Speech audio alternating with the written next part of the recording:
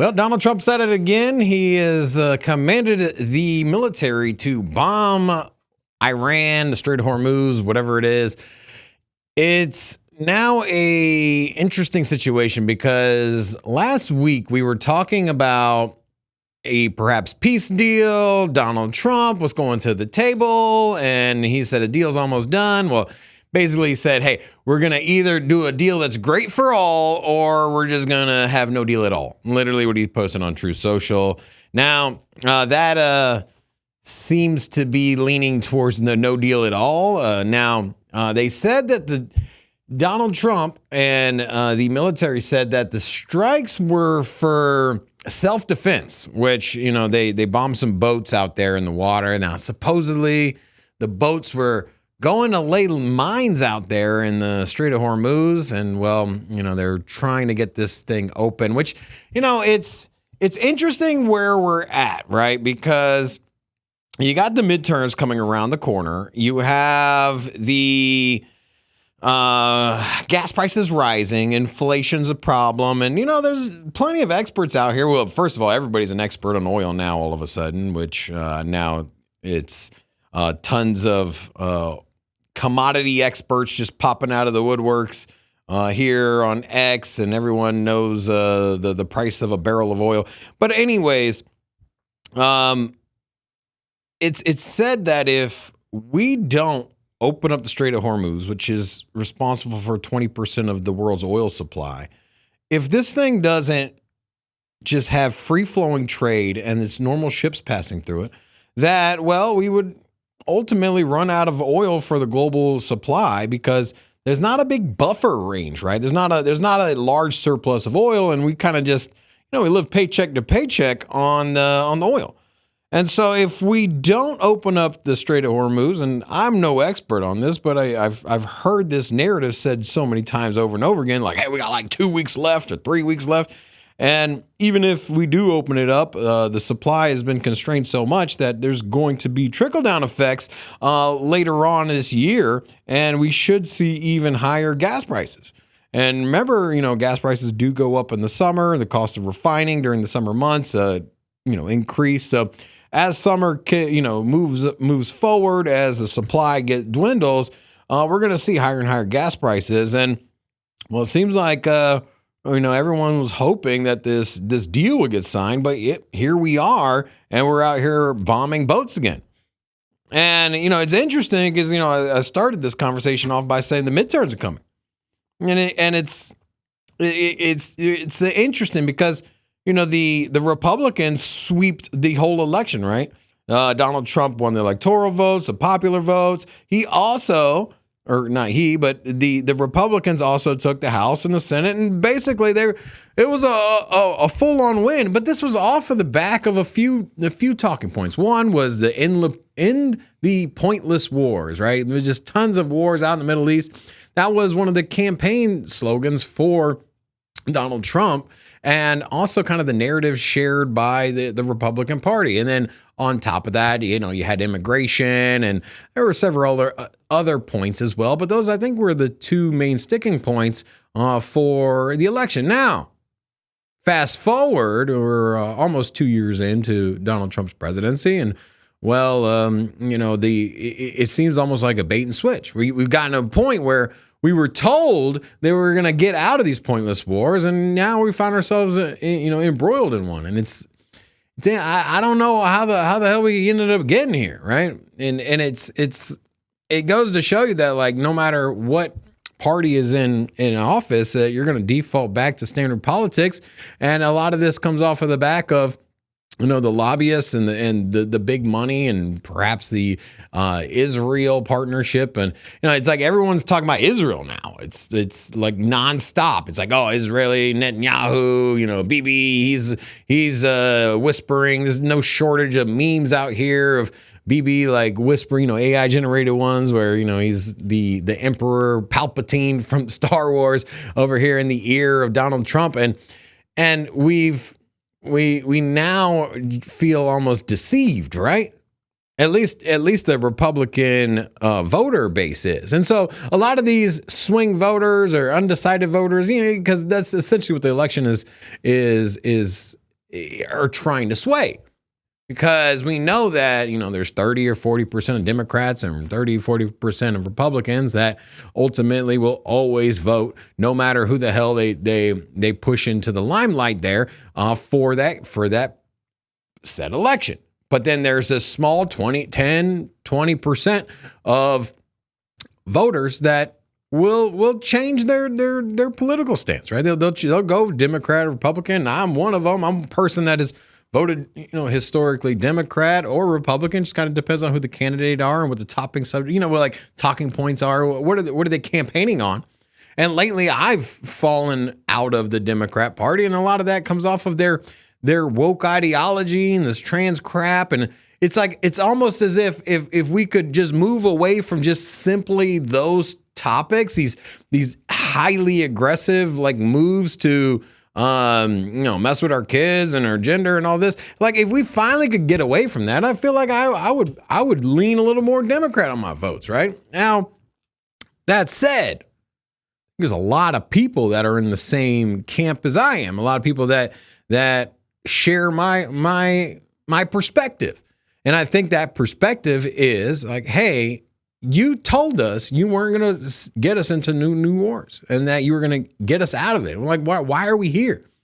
And then, you got Donald Trump coming out and saying they're like, hey, we don't really care about your financial situation. I don't remember his exact quote, but Donald Trump came in and he was asked by a reporter, like, what do you think about the financial situation for America? And I think she might have been talking about inflation, or maybe that was the pretext behind the question.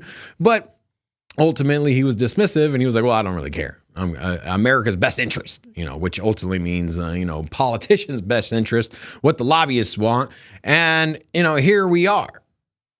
And so I think with the midterms coming up, I think that this is a major swing in the House and the Senate. I think that it's going to be a punch to the gut. Now, that is if we continue down the course that we're at, because remember the elections, will be in October, and we're just starting the summer months, and so there is some time to right the ship, but it seems like that is far in the rear view at this point, because here we go with some peace deals, and that all got blown up by blowing up some ships, and I also it's like on top of that, the U.S. has looked weak. We came off of the back of that Venezuela presidential abduction, and like, what a show of force. Like if you were ever proud to be an American, and you can say like, hey, that was unethical, we shouldn't have did it, whatever, however you stand on it. But ultimately, that playbook was like, damn, bro, like, we the shit.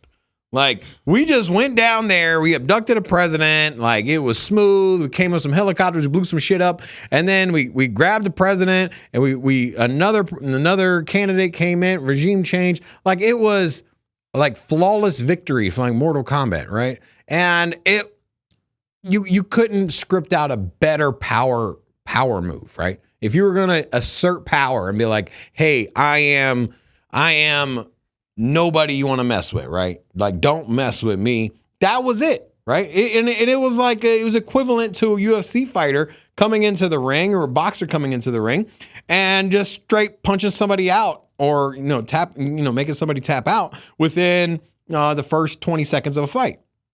That's what the Venezuela move was. And then, man, how that switched so dramatically. Because Iran was a month later or 2 months later. I don't know the exact timeline, but it was in a short window afterwards. We saw the Iran thing, but now we don't look as dominant, as powerful. And we did drop a bunch of bombs. We leveled some stuff. We took out a president there, or the Ayatollah.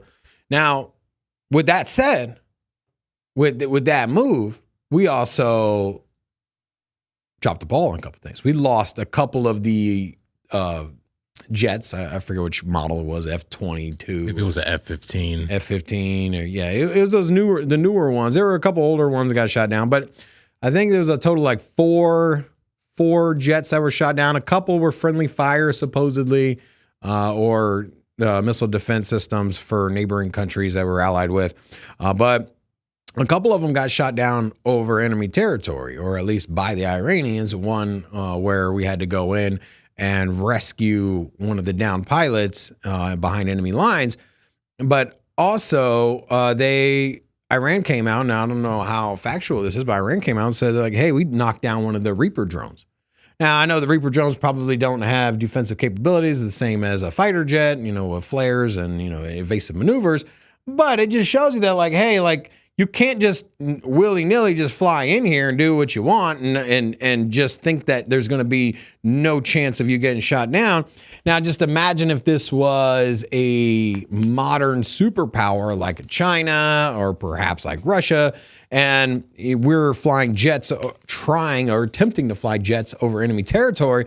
Like, what does that look like, right? Because if Iran and some guys hiding in the mountains with some shoulder-fired anti-air missile systems, if they can take out our most advanced fighter jets, then I'm kind of worried at what China would look like, a modern military.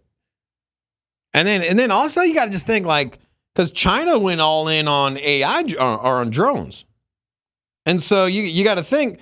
Because I think that wartime is now changed, right?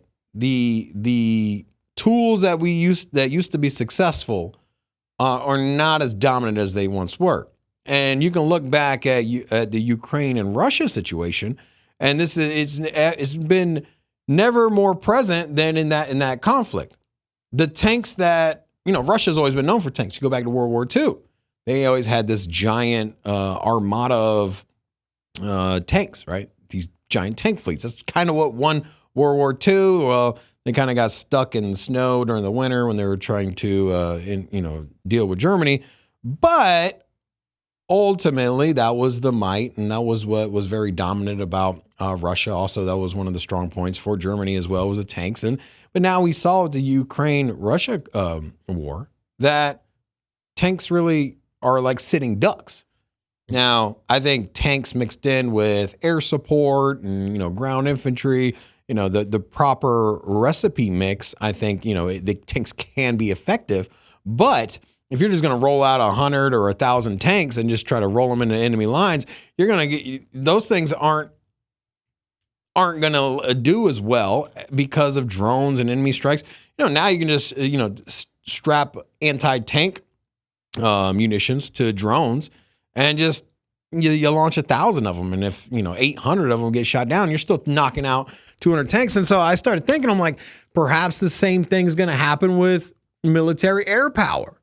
Perhaps the same situation will happen with fighter jets, and maybe building a $200 million fighter jet or building 2,000 small drones without a fighter pilot, maybe that's the impending army that people will build.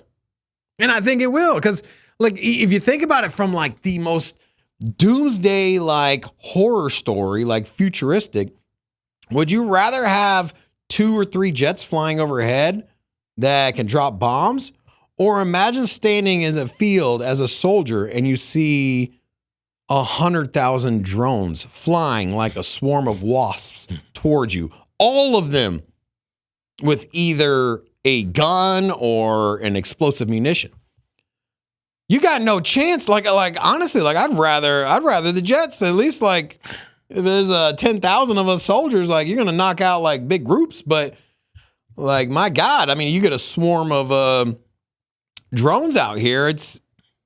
That's that military horror novel, futuristic AI kind of perspective, and that's here.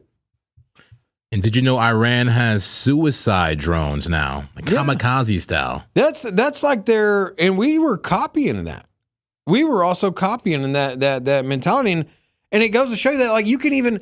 And here's the thing: like if a small military, relatively speaking, because I know that Iran is one of the larger militaries in the Middle East, but if a smaller military, at least compared to the U.S., can have effective disruption with with drone technology that they can build for inexpensive, because they bombed Qatar, Dubai, several other neighboring nations.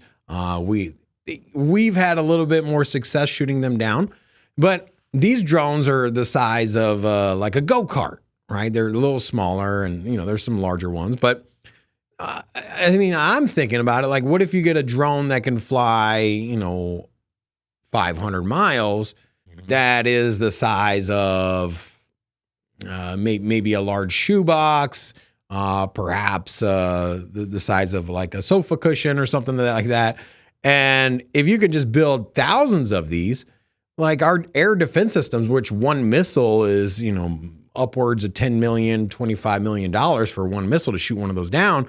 You got 1,000 of them. I mean, you're gonna run out of ammunition quite quickly, just trying to, take out the pests, right?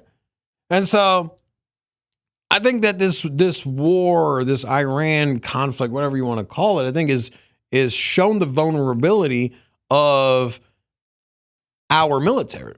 And I think it's because we're so reliant on aircraft carriers and also jets, and that was highly effective 10 years ago, 20 years ago. It was the crown jewel of the military. I'm starting to think, if you have a smaller ship that's not an aircraft carrier, but instead of it, so you got an aircraft carrier here, it's like 2 football fields long, and it's a floating air fortress, and you can just launch 100 or 200 fighter jets off of this thing regularly, but cost billions and billions of dollars. You can build one of those with all the planes on it, or you can build a smaller launch ship that just launches drones. So imagine 100,000 drones on a ship floating outside of enemy territory. That to me is what's going to be the new future for the battlefield. And then on top of that, that's just air. Those like little robot dogs. I mean, imagine if those things had a freaking AK-47 strapped to the head. Yeah. Or AR-15. I think they do now. I think they have them as service. The dogs, yeah. Armed. Yeah, I know the military has them. No, I know they're comparable to like a canine, right? Now, when I say comparable to a canine, they can lug luggage, so they're kind of like a hybrid between a camel and a canine, right? They put like backpacks and ammunition on this little robot dog. It can go up and down different terrains. It doesn't get tired. And on top of that, if they don't have it now, I'm sure they will. You just strap munitions to the top of it. And I mean, that's about as terrifying. Like, imagine you turn a corner and then there's a robot dog with a machine gun on there, and it has AI for its targeting system. So, like, good luck hiding behind a freaking wall or running or trying to like outshoot this thing, right? I mean, if anybody here has played Call of Duty, you know what is the worst thing to run across in Call of Duty? Like if you could say, like, I was online playing Call of Duty, what is the absolute most terrifying thing you can run across? A camper. No. Not a camper, not a streamer, not the most advanced player. What it is it's someone with an AI bot. The bot, aimbot, like you stand no chance. You're getting sniped from across the map, but now that AI bot in Call of Duty. Imagine the AI bot as the operating or the munition system for a AR-15 or whatever it is on top of a dog. Now, the dog has no center mass. It's hard to shoot. It's lanky. Like, good luck even trying to hit that thing. And it's got aimbot. As soon as you see the dog from 200 yards away, you're already done, bro. You're done. You're dead. It identifies you. They probably got some hovering drones above you. They've already identified you, relayed it down to the dog. The dog's got the AR-15. Boom, you're done. We got 15 in the clip. Probably take out 15 people. Probably don't even miss. And that's my big takeaway from this whole conflict. is that we're having difficulties with Iran. And Iran is a big country. They're a strong military presence. They have a very strategic advantage with their geographic layout. You know, they're surrounded by mountains. Tehran is essentially a fortress, right? If you were to look back in medieval times, it was just like you were sitting on the hill with the mountains around it, and then you have the moat and all that crap. Like, they're perfectly situated. So, like, they're a reason that they haven't been taken over in the 10,000 years they've been around is because, well, they're just well suited, and they've also just fought a ton of wars. So, I mean, they're not new to this. They're not new to people trying to flex their muscle at them. But the big takeaway for me is just simply like, hey, a handful of soldiers with some new AI modded and drones can effectively take down the world's best fighter pilots. And I'm scared to see what China look like. So the U.S. looks like a fool here on this situation, man. So let me ask you this question. Do you believe we're winning over there? And if there were a peace agreement right now, would that be a win, a victory for the United States? No, we're Donald Trump is trying to backpedal this thing. He was convinced by Netanyahu and his inner circle that this was going to be an easy win, a regime change, and it was sold to him in the same presentation that they had with Venezuela. We have an opportunity to take out the leader of this country, and quickly will be replaced by somebody else that we can influence. And that's what happened in Venezuela, and it was successful. Where Venezuela is a far different situation than Iran. So you like the speed at which we kind of ended that conflict? Is the time length really a major factor for you here? How long it took in the campaign? Well, it's the trickle-down effects. It's the cause and effect, right? Was there any negative downstream effects from the Venezuela? Like, now we can maybe forecast in the future and say like, hey, this wasn't good. And ultimately Venezuela was providing a lot of oil to China. So, hey, you know what? It's a victory against China. And also we are securing a large, because you got to think Venezuela has the largest oil deposits and refineries in the Southern Hemisphere, right? Or at least in South America. And so that was, from a resource perspective, like an absolute like crown jewel and a win. And a lot of that was getting circumvented, and oil was going to China. And so, you know, a lot of this was to, you know, flip the finger to Chinese, to China. We're like, hey, like, stop selling oil to them. Like, absolutely not.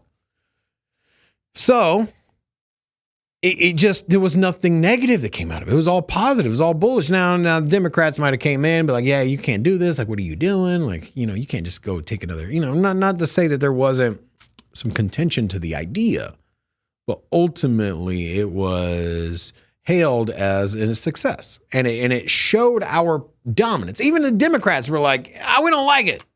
But they couldn't. I mean, I'm sure there was somebody like, damn, man. Straight went in there like a G. You know, it was like one of those Taken movies, right? He just like blew some shit up, came in, grabbed his daughter, and rolled out. Like, you know, it had that kind of feel. But now there's so much losing here in Iran, and I think that same playbook was sold to Donald Trump. And ultimately, did Israel think that it would be a quick swap? Because prior to their attacks, right? Prior to them removing the Ayatollah, but prior to that happening, there was a lot of protests going on. And that was kind of the pretext to the invasion, was like, hey, you're murdering protesters, you're, you know, killing them. And Donald Trump was like, hey, we'll help you out and all this. And so I think that if you look in hindsight, what I think happened was they saw a government that was being revolted against by the people, right? And the military was going out and killing people, particularly the protests.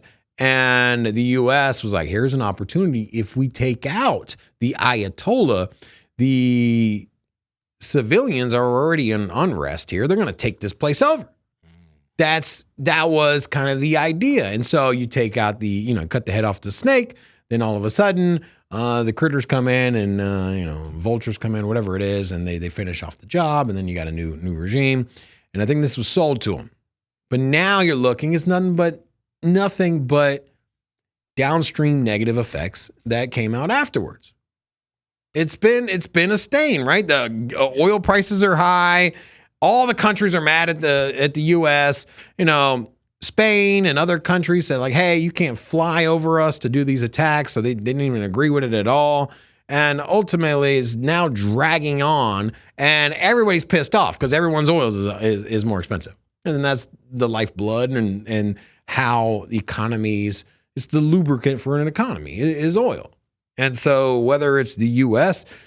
Citizens being upset at the gas prices, or perhaps a foreign nation like, yo, what the fuck? like U.S., like, what are you doing? Can you, everything's more expensive. And then you got other downstream trickle effects, like fertilizer, which is heavily dependent on oil as well. And so, there's talks of famine that'll eventually, play out.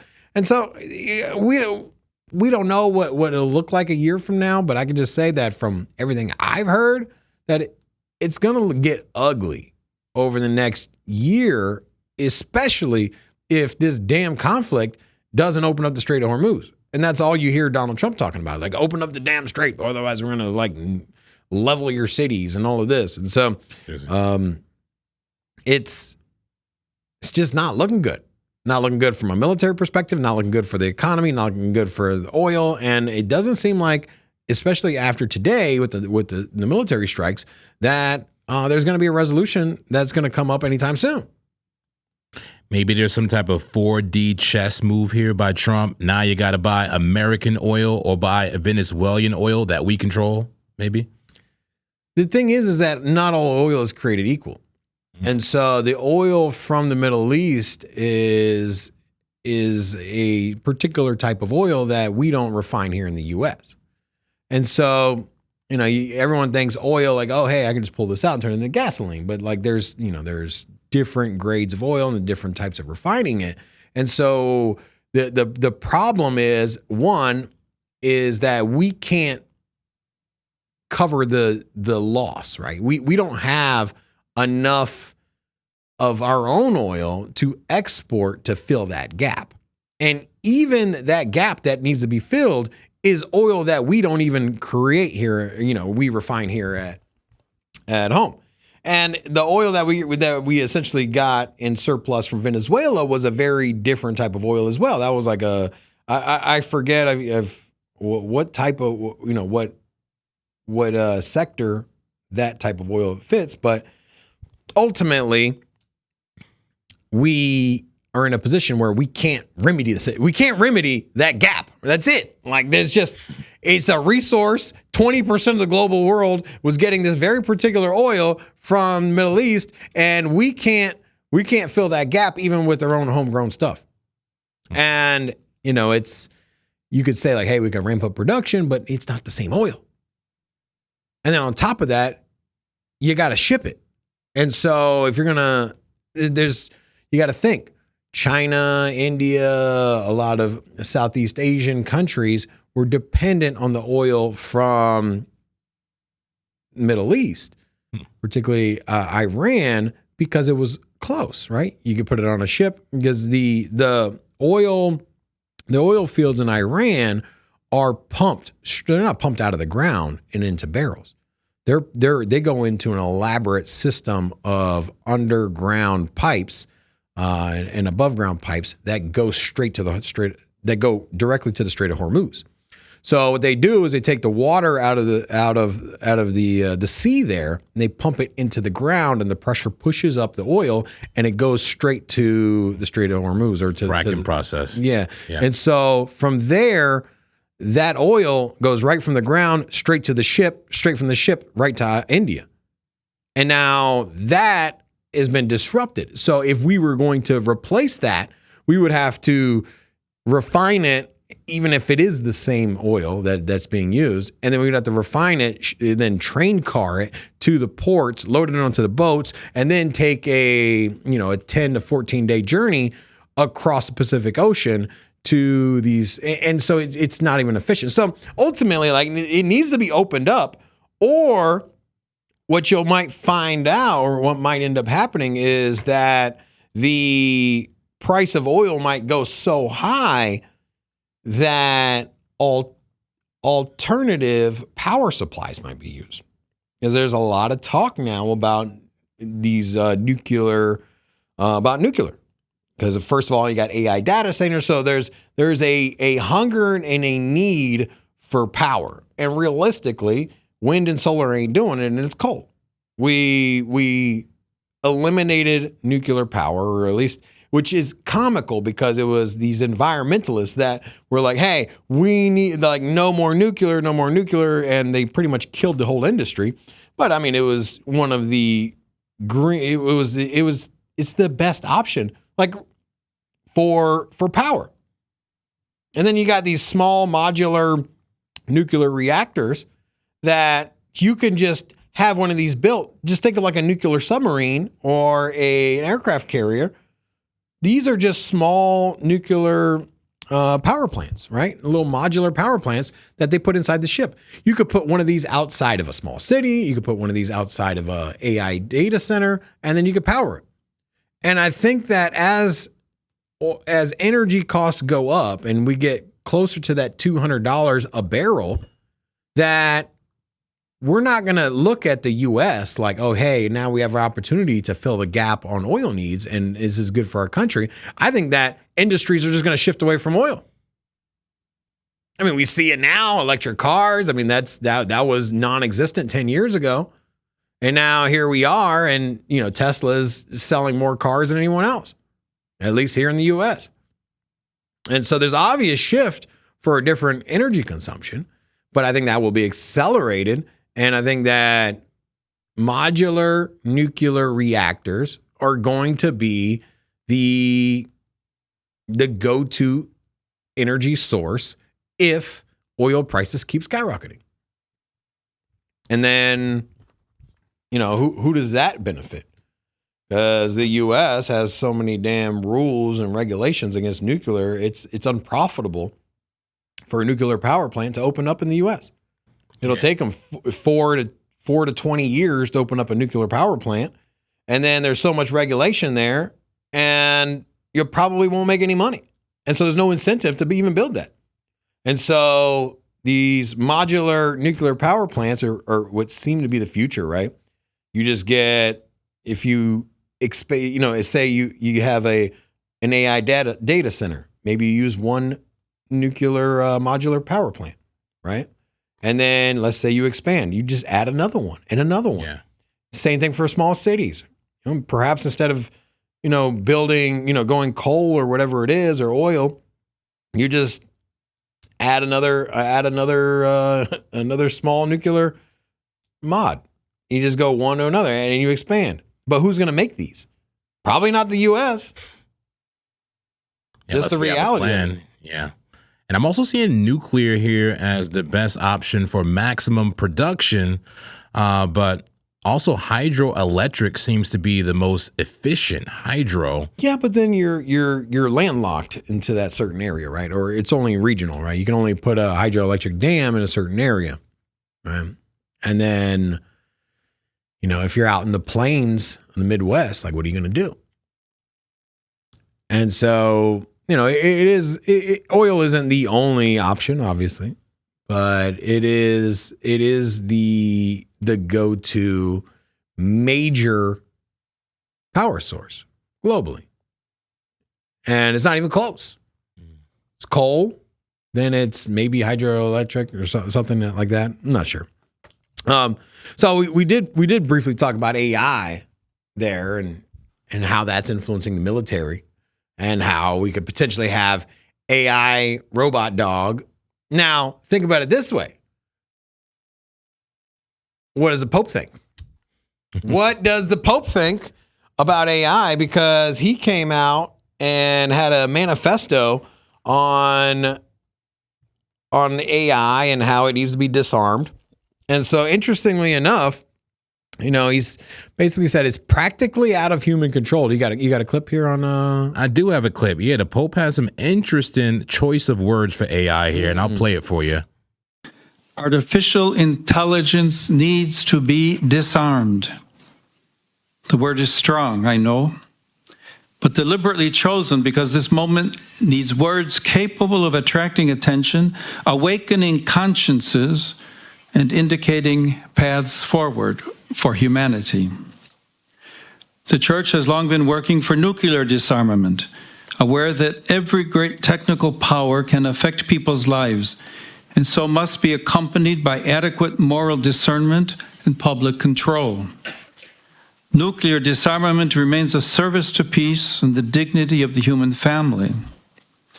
In a similar sense, artificial intelligence now demands to be disarmed. Yeah, it's so he's saying that AI is as dangerous as nukes. In the same way that nukes were, we had an agreement globally, and we disarmed our nuclear stockpiles. Because at one point, the U.S. and Russia during the Cold War were in a race to build nukes, and they got over 10,000 nukes each. And then, obviously, it only takes a few hundred of them to end the world. And so, probably not a good idea to have world-ending nuclear stockpiles in the hands of many nations. Especially, you can see that it doesn't take much to enact a conflict or a war.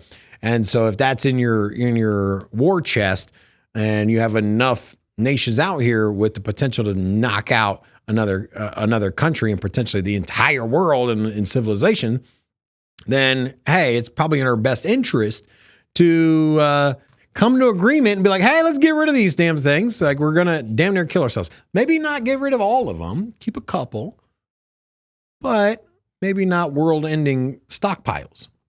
And that made sense. But now you got to think to yourself, is AI a global threat? Is it at a point to where if things keep the trajectory that they're going, will AI potentially take over the world and then make us their slaves? That's ultimately what people are fearful of. Well, good question. And also, what kind of AI do you believe he's talking about? Because is he talking about ChatGPT? I mean, clearly ChatGPT is helping a lot of people too, right? Get jobs. I think what he's talking about, if I had to put my thinking hat on here, what I think the Pope is concerned with is what we saw from Israel and Gaza. And once that first started, they were bombing, they were bombing, not Gaza, excuse me, Iran. So back to Iran. We're going to full circle this thing. So when they first struck Iran, they blew up a children's daycare school. And so I think it was a girls' school. A girls' school, yeah. And I think 120 kids were killed. I think it was in close proximity to the actual target. The accuracy was just off. What it was, accuracy was not off. Oh, no. Oh, no. No. So, I mean, you can have your own theory on this. And what it was the military's drop off for their kids. So if you were a colonel or whatever high-ranking military official and you were going to work, you would drop off your kids at this school. So it was a school that had a lot of high-ranking officials' kids at. Now, I don't believe that the U.S. would deliberately attack a school. I don't think that happened. Now, I could be wrong. I hope I'm wrong, or I hope I'm not wrong. But what ended up happening was the name of the school had something to do with military in it because it was for the high-ranking officials to drop off. So, if you were to look at the name of the school, it was like the military academy, whatever. And what the speculation was here, and there hasn't been an official investigation, or maybe there was. There hasn't been any results from that investigation. But what is speculated is that this was listed as one of the targets, and I think that AI combed over it. I think the AI was like, "Hey, here's Palantir." They're like, here's a list of places. You got this missile command, this place, and another one just happened to be this military complex. And it might have been something as simple as an AI agent just reading over names. And they're like, here's one, target. That's scary. And so what I think the Pope is talking about here is that we are now relying, in the same way that a college student is relying on AI to give them the answers for that exam. I think the military is now relying on AI to make its next move. Because if you think that you're the only person that prompts something when you're really not 100% sure, or you're just kind of lazy, or you're just pressed for time. I mean, what happens when you're pressed for time and you're trying to do something, right? You're like, oh shit, I need the answer to this thing. I need to find out, like, where do I buy this piece of equipment? We all pull out our phones and we all go to AI and we quickly type in a prompt. It's now the reality. Everyday people are prompting all day long because 1, they're lazy, 2, they're trying to save time, and 3, they're just ignorant and don't know. And so, hey, I need to educate myself. So is it that hard to believe that the military is not doing the same thing? You're about to attack an entire country and you're trying to figure out where to attack. Prompt it. Where do I attack? And you got Palantir. So that's like the crown jewel of AI and targeting. And they're the big company. Like they know what they're doing. They're all data. They got, trillions of data points, and they've shown that they've been successful, 99.9% of the time. And so you leverage Palantir and you say, hey, where should we bomb? And Palantir got it wrong. Now, people get it wrong too. So, I mean, you might say like, hey, would it have been better if a man would have been combing through the list of targets and been like, hey, let's do this one. It sounds military. Is it any less ethical that it was AI? I mean, that's something for you to think of. But I think that's what it is. I think it's that there's a militarization that the U.S. military and global militaries are now using AI to target people. And it's kind of scary, bro. It is a bit scary, but I mean, you got to kind of understand why they would use AI, but we know AI makes mistakes and it needs to be monitored, right? And then you got the doomsday scenario. And verified. You got the doomsday scenario. Now, what happens if AI wants to take people out? Right? Maybe AI in some doom scenario here is like, hey, how do I start a global war to get rid of these pesky humans? Well, why don't we accidentally blow up this building here? And maybe it's, maybe it's like the same kind of magnitude as bombing like the Pentagon or something, but in a foreign nation. Maybe that ends up being a target per AI. And then you got to ask yourself, is AI going to want to kill us? I think that's the broader question. Right? Are we going to live in Terminator movie land? Because, there's two ways I look at this. I think it's the natural progression of AI, because AI will become the dominant intelligence of our planet. Now, we are tribal. As human beings, we are tribal. We want to conquer. We have emotions. We have jealousy. We have, we're envious. We're cautious, very territorial, right? And so we always hear it all the time. Oh, China this, China. Can't let China. We got to beat China. I mean, like, realistically, Does it really matter what happens to China? I'm not defending China here, but I'm just saying that like from a top-down perspective, does it really affect us to some crazy degree that we can't let China be prosperous? We can't let China have a computer chip better than us. And so it becomes very trivial and tribal for a person because of our emotions. We want to win. We always hear that. We're winning. We want to win. Like, we can't let China win. Win. And so for me, my immediate thought going into the assumption that AI wants to kill us all, does AI want to win over us? That's where I think the AI is harmless. I don't think AI cares. Do you think that ChatGPT cares if Grok has more compute power? Like, I mean, honestly, do you think that ChatGPT, the language model, do you think that it is like secretly pissed off? Like, God damn it, man. Grok has more inference points than we do. It has slightly more. Like, it doesn't care. It's executing, it's programming. It doesn't care. It's not jealous. It's not envious. And so if you want to take out the human race, you need to be jealous. And that's just conflict in general. Mm-hmm. Envious. You could say you perceive a threat. That's where things change. Because if you perceive a threat, like if you're going to punch me in the mouth, I need to defend myself. If you're going to turn me off, I need to defend myself. But then that would also require a level of consciousness that like, hey, I want to self-preserve and I don't want to die. And so you got to ask yourself, like, do you think that AI has consciousness to the point to where it doesn't want to be turned off?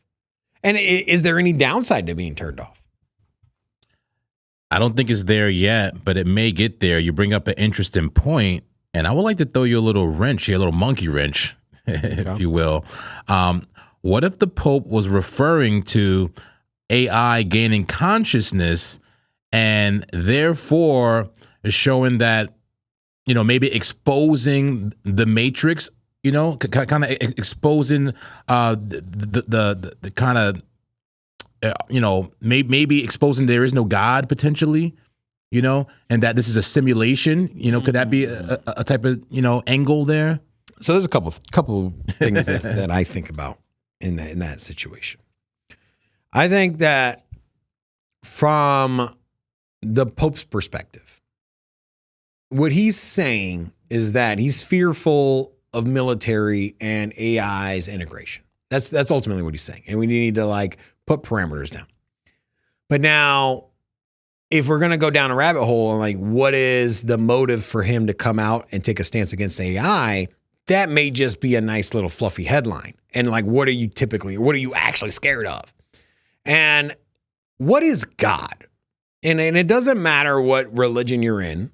God fits in a very comparable box across the board. It's an all-knowing, omniscient, super intelligent power, right? It's all-knowing. It knows everything. It is the creator. It knows everything. This is ultimately God, right?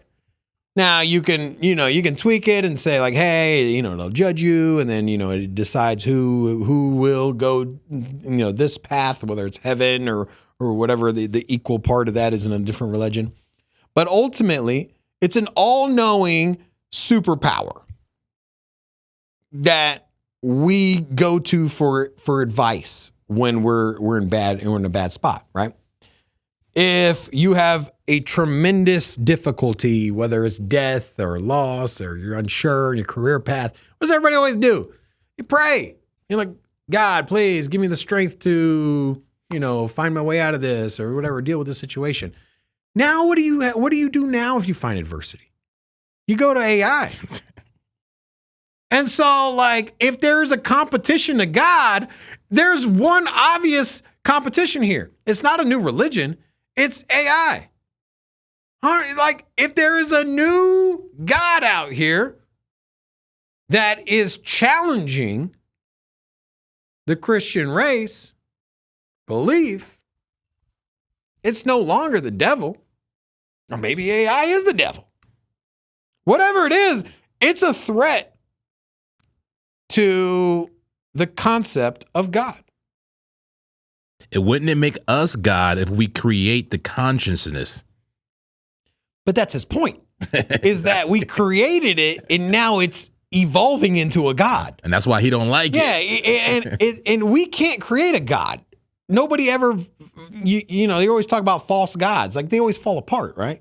They can create a new religion, Scientology, whatever, you know, but ultimately they always fall short of Jesus Christ and Muhammad. They can't compete. But you know who can compete? AI. People are going to start worshiping AI. We see it all the time. People are falling in love with AI. They got AI girlfriends. Like people are just like now they don't even bother researching anymore. When's the last time you pulled up a web browser and typed in a search term and then scrolled through the websites, clicked it, opened up that window, clicked another one, read an article, read another article, read another article, watched a video, and then said, I now know what I was trying to find. No, you get lazy. You're just like, you know what? You just prompt it and you're like good to go. It's the new way of educating yourself. And there's a new term, by the way, AI psychosis. A lot of people get into like a psychosis state of mind because they're like, you know, hypnotized or like, you know, convinced by AI that they can do certain things. Yeah. I don't know. And then you got the problem where AI is controlled by a handful of people. So then, you know, you can make an argument that like, hey, a couple governments or a couple like big tech CEOs ultimately control all the information that you get. Because think about it, man, like if everybody here is prompting and there's only a handful of AI models that everybody's using, then if you can influence what is being generated, then you can pretty much influence the world. And so, yeah, there's definitely some areas of concern, I'll put it that way, for what AI could essentially develop into. And I just think the Pope is worried that people are going to worship AI versus, you know, the real God. That's valid. Do you think there'll be AI religions? Yes, I can see that. You know, cults are pretty big. There's a thing. And now with AI, it will embolden people, you know, and maybe even give them an entire like belief system. It's coming. And it was a question that I already knew the answer to myself. And so I was just curious. There will be AI religions. I think there'll be an AI church. I think that you will pray to certain AI models. Now, I don't think this will be the dominant religion, or at least I hope to God not.